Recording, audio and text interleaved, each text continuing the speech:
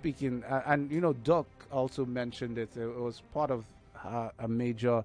First thing she noticed as she looked at the list that we do not have more female participants. Representation. Yep. You only have one woman on that list, and then we thought. I mean, I was saying something. On City of Lagos, I need you to help me also with this. We need to. I'm looking and deliberately seeking out female economists. We need more female economists to be to write, to speak.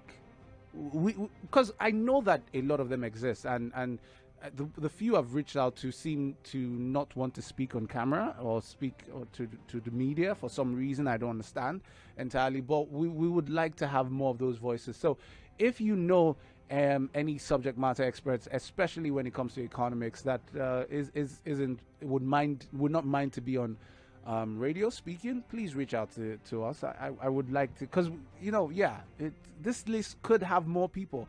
Because if you talk about economics, Bismarck is very obvious. Yeah. Very obvious. Yep. So much so, there was one time I called him one station's resident NPC analyst, because it's always there. Every NPC meeting is always at that particular TV station. And he has his financial derivatives company that's always writing every stuff, month, reports and stuff like yeah. that. So he's always in the news, and so it's difficult to ignore him when it comes to issues of economics. So yeah, we need more representation, and we know that there are women out there, but yeah, please let's give them, yes, let's hear. All right, so back to the issues of forex management. Bam. Yes, is a problem. So I continue to look at our FX management, especially because the reports we get is the CBN has pumped $210 million. It's always $210 million. It's never 205. It's never 199. It's 200 million plus VAT. Okay, now that makes sense. That makes sense. It's always $210 million. Always $210 million into the forex market, and I've always thought to myself, this thing, there must be a cost to it. You can't be doing it regularly at zero cost. What is it? What does it cost us as a country to do it? And then looking at, is this the best way to manage our FX as a country, Nigeria specifically? Because we've now seen ourselves in the position where part of the things that triggered our last financial crisis, the last recession, was because there was a mass exodus of FPI. Everybody just carried their kaya and says we're going at the same time, and then there was pressure, CBN side, and then there was the discussions about how would they be able to get their FX running. Yeah. Well, again, some of these things are like, I say they're like onions. You might need to peel and peel. What hits you first may not necessarily be the issue to be resolved. It might actually be a symptom. And a lot of times we use the language defending the currency. And what I ask is, I did a skit on the show, Defender of the Naira. You should hear it. I will hear. Amazing stuff. But the question is, why does the Naira need defending? Yeah. What is it that makes the currency so vulnerable that we need to defend it? On a regular basis. And that's the key thing. On a regular. Yeah. Once in a while, yes, we understand what external shocks can do. We understand how pressure can accrue. We understand that, and at that point in time. But why do we need to seemingly weekly defend it? So why there must be some underlying structural issue that we have not yet structural addressed. Defect, yes, defect, and so whether this, I remember for a couple of years, the CBN, if I remember correctly, did not put any money into the FX market. The FX market was funding itself by itself. Between inflows and outflows, everything was okay. And that had a lot to do with the type of policies that were happening at that time. Now, when those policies started changing, it's almost like you have a tank of water and a lot of taps. As long as you leave the taps open, there's water everywhere. But when you start shutting down the taps, you start feeling the pressure, you start feeling some scarcity, and then you start wondering, okay, let's start rationing. Going on? Exactly. So that was what happened. We changed a lot of policies we should not have changed. and that created a lot of pressure. We changed them at a very quick, between a very short period, and the market reacted immediately. What we Boom. call, this was the crystallization of regulatory risk. Yeah, yeah. Changed regulators, policy direction Exactly. changed, policy everything changed, and we changed. All those things happened. The economy, the Nigerian financial markets is very susceptible to 4 things. All those 4 things crystallized at the same exactly the same Boom! time. I remember somebody saying that it was like the witch's brew. Everything Yes. that Everything could go wrong Sod's law, went yes. wrong. We changed CBN governors within a short time. Short We period had of election. time. Within the same period, all prices crashed. Crashed. Within the same time, reserves started It's to like all dwindle. the ingredients. It's like the Yes. witches were just around Yes. the table and say, "Oh yeah, we are Yes. bringing on, we are bringing So on." you have a new person at the helm of things coming smack into the and crisis. it, not only there was he a new person, he was a new person with a sort of A new mindset. new mindset, New policy direction, new exactly. everything. Well, I won't say new policy direction. I'll just say we cancelled the old one and we didn't replace it. And I think again, I remember specifically because I remember his first briefing.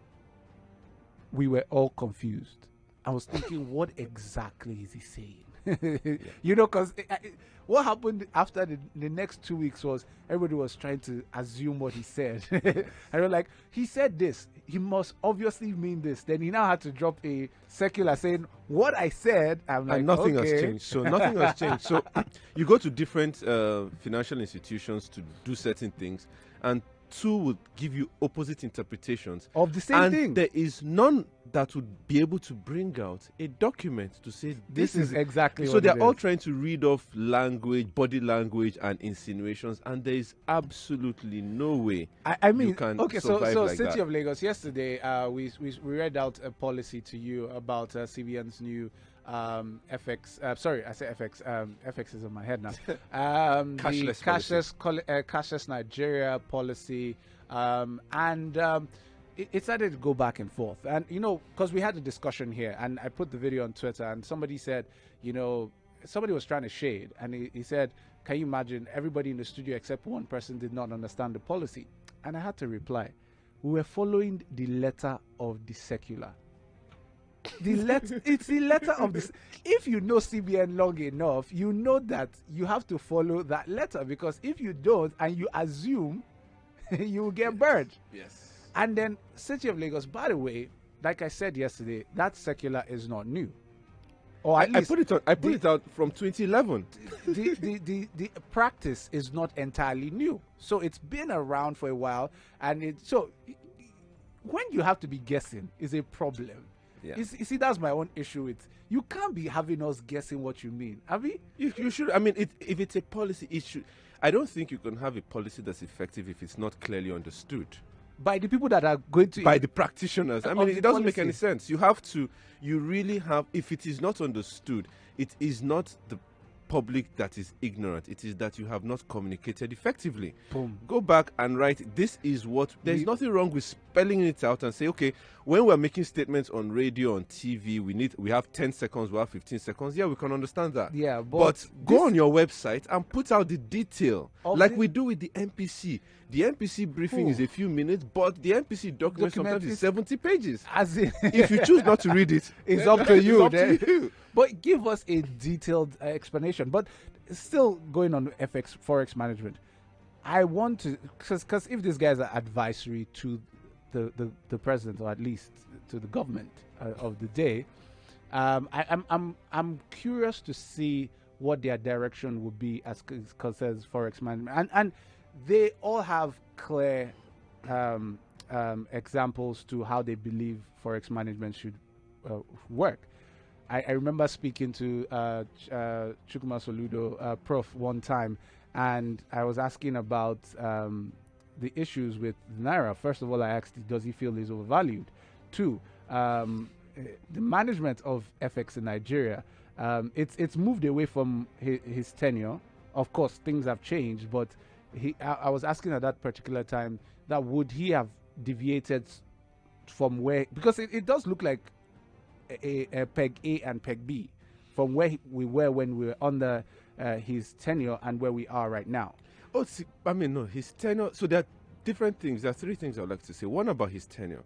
His tenure was a time of consolidation, which we needed to do at the time. We had Mhm. 120, 130 banks. The practices of the banking sector were, Upside down.